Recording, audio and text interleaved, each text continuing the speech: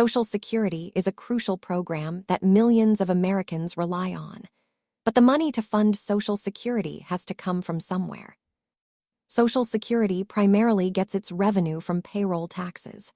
If you've ever looked at your paycheck and seen a line item on it that says FICA, it's short for the Federal Insurance Contributions Act, which funds programs like Social Security and Medicare. Now, it's not a given that you'll pay Social Security taxes on your entire salary. Each year, the Social Security Administration, SSA, sets a wage cap to determine how much income is taxed to fund the program. In 2025, workers must pay Social Security taxes on their first $176,100 of earnings. But that wage cap is rising in 2026. So if you're someone who earns a higher paycheck, you may need to prepare to lose more of it. Gear up to pay more. In late October, the SSA announced a number of key changes to Social Security. These include a 2.8% cost of living adjustment, COLA, a higher earnings test limit, a larger maximum monthly benefit. Another change recently announced was a higher wage cap for 2026. Next year, workers will have to pay into Social Security on their first $184,500 of income. This means that higher earners will have an additional $8,400 of income taxed for Social Security purposes.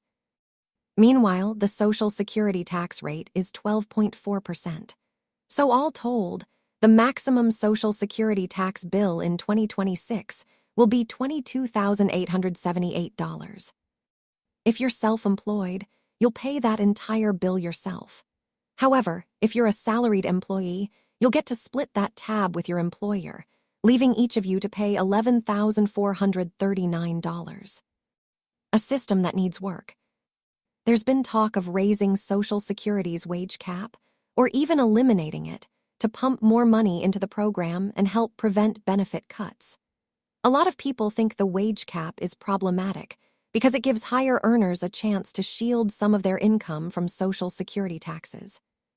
Plus, you may find it unfair that someone earning $184,500 and someone earning $2 million in 2026 will pay the same amount of Social Security tax. But here's why the system works, to some degree. Social Security has a maximum monthly benefit it's willing to pay retirees. So just as Social Security caps the amount of wages it taxes, it also limits the amount of money higher earners can claim each month in retirement.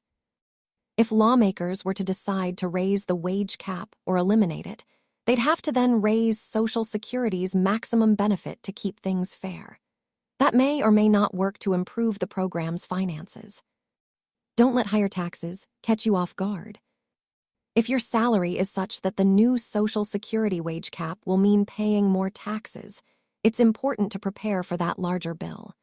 Having to shell out extra money in taxes could be a burden for some folks, even those earning a fairly generous wage.